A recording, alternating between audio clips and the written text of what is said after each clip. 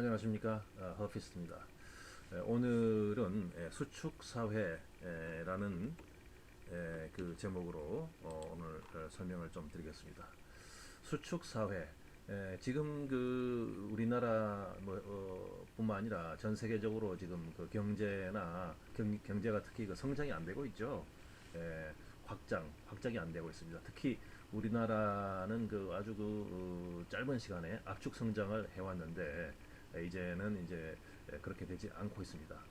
그로 인해서 많은 문제가 나오고 있습니다. 그래서 이제 그러면 이렇게 더 이상 성장이 안 되는 이 확장이 안 되는 이런 시대, 오히려 수축되는 줄어드는 이런 시대에 어떻게 해야 될 것인가 하는 문제에 대해서 말씀을 좀 드리겠습니다. 자, 그러면은 수축 사회가 지금 도래하고 있다. 그 원인이 뭘까요? 뭐 아시다시피 인구 감소, 어, 저출산이죠. 고령화는 또 급속화되고 있습니다.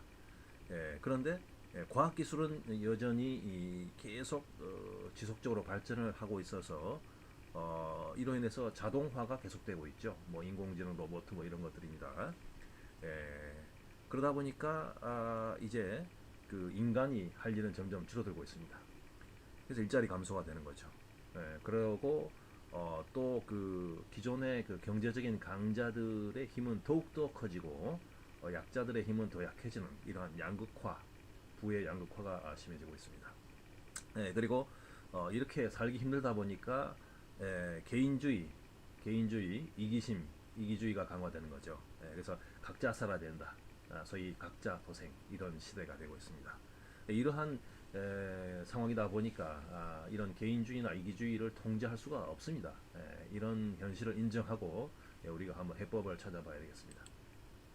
자, 그러면 우리나라 현실을 또 이 우리나라 한국학의 권위자인 박노자 교수 이분의 해석을 한번 참고로 보겠습니다.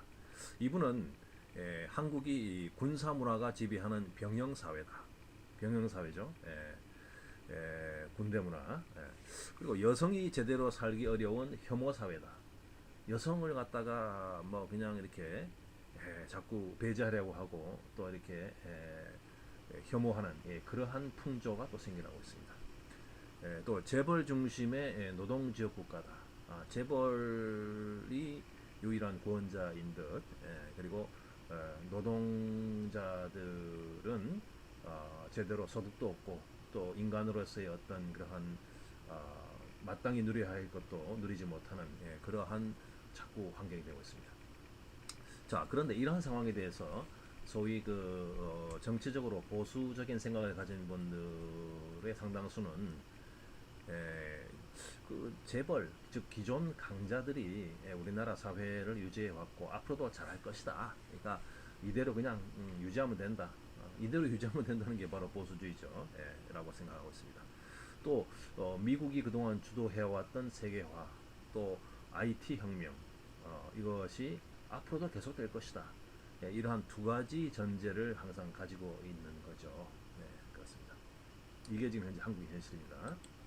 자, 그러면 대안이 뭘까요? 수축 사회에서 대안. 결국은 사회적인 자본이 축적돼야 됩니다. 사회적 자본이 뭘까요? 이것은 결국은 신뢰 사회, 서로 믿을 수 있는 사회, 또 공정 경쟁이 되는 사회, 원칙을 지키는 사회, 이것이 돼야 된다 하는 것이죠. 뭐 아주 쉬운 얘기 같습니다만 만들기는 어려운 겁니다. 그런데 이러한 사회적 자본을 축적하려면은 상당한 시간이 소요가 됩니다. 선진국들은 그렇게 해왔죠. 그런데 우리나라 사람들은 이렇게 오랫동안 이렇게 유지하고 하는 것들이 조금 약합니다. 빨리빨리 압축해서 성장하고 빨리빨리 뭔가 해내고 뭐 안 되면 그냥 말고 뭐 이런 그 좀 조급성이 있죠. 그래서 쉽지 않습니다. 그러나 우리가 대안을 찾아봐야겠습니다. 자, 그러면 이제 수축 사회 이런 시대에는 이제 경쟁 원칙도 달라져야겠다. 어떻게 달라져야 되겠냐 하는 거죠. 과거에는 원칙을 어기면 즉 반칙하면은 오히려 승리하기가 쉬웠습니다. 에, 뭐 반칙왕이라는 영화도 있듯이 잘 적발 안 되고 성공되면 큰 이익이다. 뭐 들키면 조금 처벌받고 또 시간 지나면 잊혀진다, 또 할 수 있다. 처벌이 미약하기 때문이죠. 그리고 상대방의 꼼수로 인해서 패배를 하는 약자들도 그냥 이거 뭐 그런 불공정하지만 인정해주고 그냥 참고 살다 보면 뭐 부스러기는 먹고 살 수 있다. 뭐 이런 게 과거의 그런 일종의 패러다임 원칙이었습니다. 그런데 이제부터 앞으로는 달라질 수밖에 없죠. 즉 이제는 원칙을 이미 그렇게 되고 있죠. 원칙을 어기면은 기업이나 개인이나 생존이 어려워집니다. 최근에 우리 뭐 한진 사태라든지 또 이런 것들을 볼 때 어떻습니까? 이제 전혀 철옹성인 것 같던 그런 그 대기업의 오너도 다운되죠. 뭐 개인도 마찬가지입니다. 그래서 갑질을 하면은 엄청난 비난과 강력한 제재를 받기 시작했습니다. 앞으로도 그럴 것입니다. 점점 더 심해질 것입니다. 그래서 원칙을 준수하는 국가는 국격이 상승되고 또 브랜드 가치가 상승되고 해외 관광객이 유입이 되죠. 그 나라 차원에서는. 그리고 우리나라 국민이 해외에 나가면은 대접을 받을 수가 있습니다. 그래서 원칙을 준수하는 게 중요하다. 또 이렇게 원칙을 잘 준수해야 경제도 효율화돼서 성장할 수 있다 하는 것입니다. 자, 그러면 지금까지 우리나라 경제는 뭐 아시다시피 수출 주도 성장이었습니다. 그런데 이 중국이 지금 전 세계 그 제조 공장이 돼서 수출도 막 아주 엄청나게 하고 있죠. 그래서 우리나라에도 이제 중국 상품들이 많이 들어와서 식품은 물론이고 여러 가지 거의 모든 분야에 지금 휴대폰까지 이제 중국 제품이 우리나라에 들어오고 있습니다. 그래서 지금 이제 전 세계적으로 제조 상품들의 공급이 과잉이 되고 있다. 지나치게 많다는 겁니다. 그래서 우리나라의 수출 대기업들도 어려움에 부딪히고 있죠. 중국에서도 그렇고 또 다른 나라에서도 그렇습니다. 그러니까 수출로 우리나라가 먹고 살았는데 수출 대기업들이 이렇게 어려움에 봉착하니까 경제도 좀 상당히 위기에 지금 달하는 느낌을 우리가 받습니다. 자, 그런데 선진국들은 그러면은 이러한 위기에서 어떻게 되고 있느냐? 선진국들은 내수 시장이 큽니다. 자기 나라 내부의 시장이 크기 때문에 해외 수출에 조금 뭐 지장이 있더라도 큰 타격을 받지 않습니다. 예를 들어서 지금 미국 같은 경우는 민간 소비가 GDP의 68%에 이르고 이태리는 61%에 이릅니다. 그러나 한국은 48%밖에 안 됩니다. 절반도 안 된다는 얘기죠. 즉 절반 이상은 해외 수출 시장에 의존하고 있습니다. 그러면 우리 한국의 민간 소비 비중이 낮은 이유는 뭘까요? 이것은 돈이 한마디로 없기 때문입니다. 소득이 조금 높아져도 이때 소득이 높아진다는 것은 통계상으로 뭐 1인당 GNP 나누니까 높아지는 것 같지만 사실은 몇 개의 거대 수출 대기업의 수출 실적을 나누게 하는 거죠. 그래서 그러다 보니까 소위 말하면 낙수 효과가 별로 없습니다. 즉 개개인들은 소득이 조금 높아져봤자 소비할 여유 자금은 부족하다. 그러니까 뭐 생필품 사고 또 사교육비 내고 주거비 내고 뭐 이렇게 되니까 참 여유 자금이 없다. 그래서 민간 소비 비중이 한국에서는 낮은 겁니다. 그래서 또 한 가지 위기의 축이 자영업, 중소기업이 잘 안 되고 있지 않습니까? 위기다. 1990년대에는 자영업자들의 소득이 국민소득 전체 22% 정도 됐습니다. 그러나 2017년도가 되니까 13%밖에 안 됩니다. 이게 왜 그럴까요? 이것은 구조적 문제가 있습니다. 구조적 문제. 즉 한마디로 정리하면은 과거부터 지금까지 오프라인에서는 대기업이 시장을 지배하고 있죠. 최근에 인터넷이 활성화된 요즘은 인터넷 시장도 대기업이 지배하고 있죠. 따라서 중소 자영업자들은 몰락하고 폐업을 하게 되고 이렇게 되면 실업이 되니까 또 소득이 모자라서 소비를 할 수가 없는 거죠. 이러한 악순환이 되고 있다. 그래서 좀 구체적으로 보면은 쇼핑 채널도 이제 다양화되고 있는데 대형마트, 편의점, 온라인, 해외 직구 이런 식으로 해서 중소 가게에서 사는 그런 소비는 줄어들고 있다는 것입니다. 또 식품 같은 경우만 하더라도 소위 말하면 가정 간편식, 홈밀 리플레이스먼트 HMR이라고 하죠. 그래서 이런 그냥 음식이나 반찬을 가게에서 사 먹어 버리기 때문에 또 이러한 그 HMR 제품을 대기업들이 생산합니다. 그죠? 그러니까 식당이나 반찬 가게 자체는 또 쇠퇴하고 있다는 것입니다. 그래서 또 그 커피나 빵집 같은 경우도 대기업 계열사들이 또 뭐 거의 많이 좌우하고 있죠. 중고차 거래도 대기업 계열이 장악하고 있습니다. 화장품 소매도 뭐 올리브영 같은 이러한 거대 기업의 채널들이 시장을 지배하고 있습니다. 이렇게 구조적으로 지금 온라인이든 오프라인이든 대기업이 시장을 지배하다 보니까 중소자영업자들은 장사가 안 되고, 그러니까 뭐 결국은 문 닫고 실업자가 되고, 그러니까 돈이 없으니까 소비를 못 하는 거죠. 이러한 상황이 생기고 있습니다. 자, 그러면 이러한 수축 시대의 경제 성장을 그러면 이제 어떻게 할 수 있는가? 뭐 경제가 조금은 성장해야 되죠. 그래도 계속 어떻게 하면 될 수 있겠는가? 한 5가지 요인이 필요하다고 정리해봤습니다.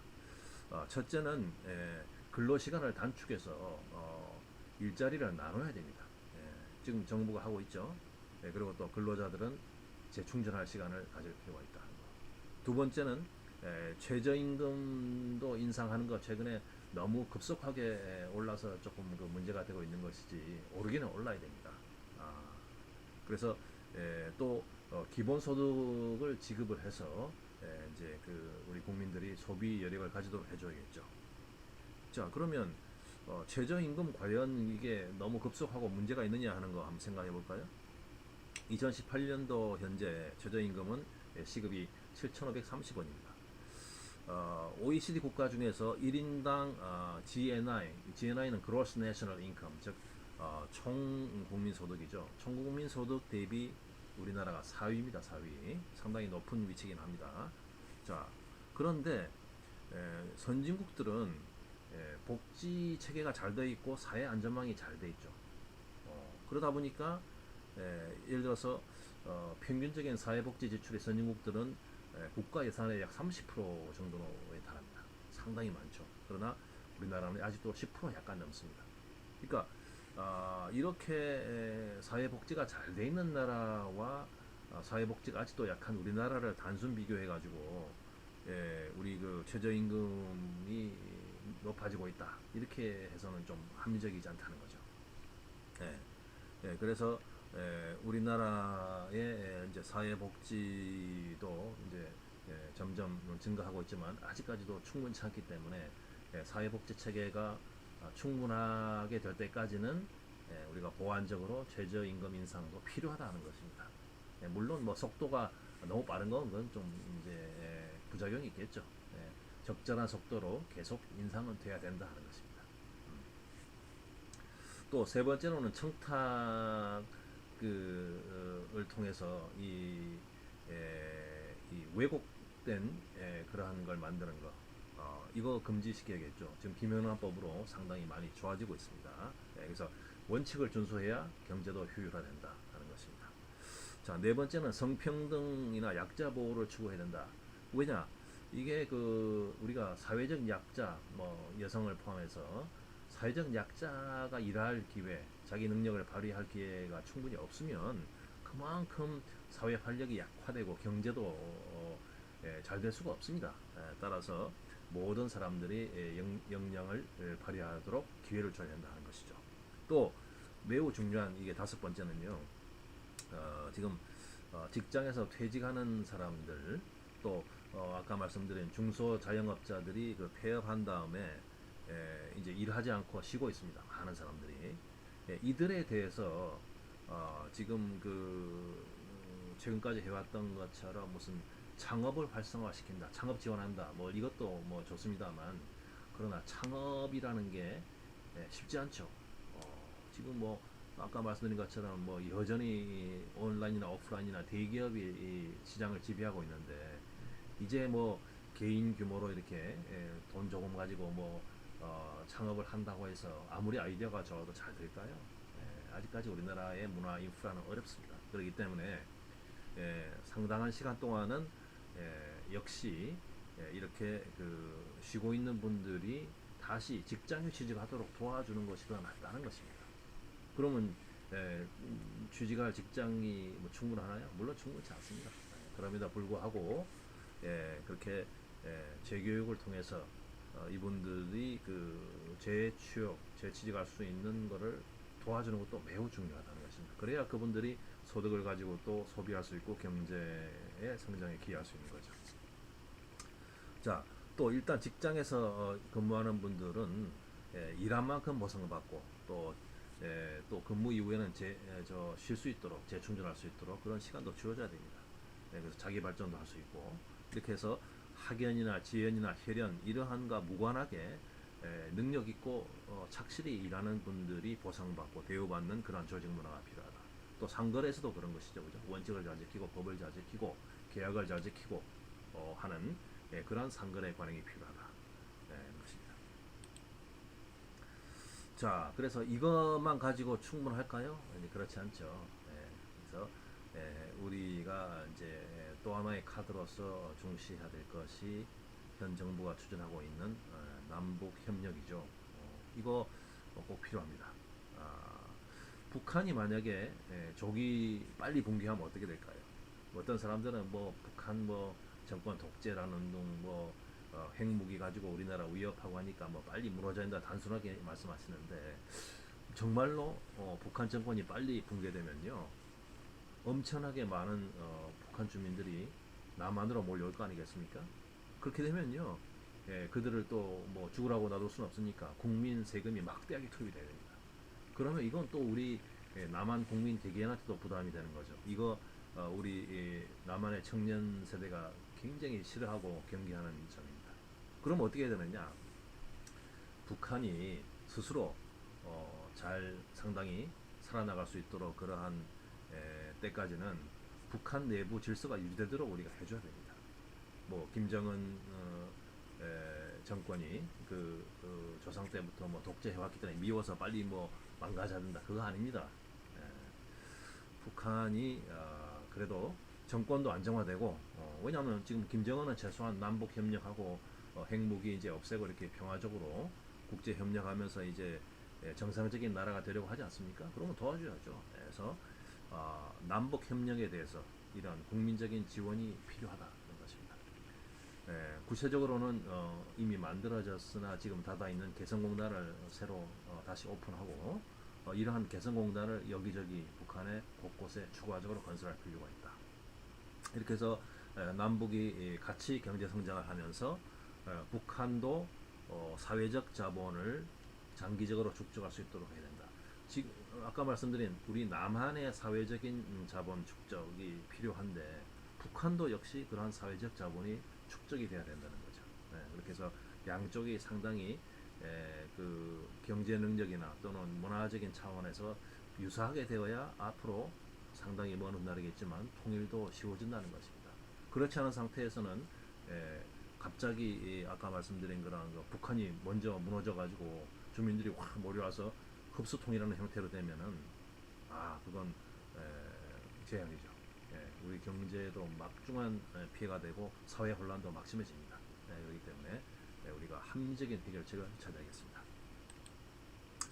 자, 그래서 남북 경제가 협력을 하게 되면은 이제 여러 가지 이점이 있습니다만은 이 그림으로 보여드리고자 하는 것은 이 뱃길입니다. 즉 해상 운송로죠. 기존에는 지금 이제 예를 들어서 그 유럽의 물류 중심지인 로테르담까지 그 물동을 하려면 그 해상 운송하려면 부산에서 쭉 이렇게 동남아 돌아서 인도를 지나서 사우디아라비아 밑으로 지나서 수에즈운하 통해서 지중해 통해서 이렇게 갔죠. 이것이 약 한 21,000km가 됩니다. 그런데 우리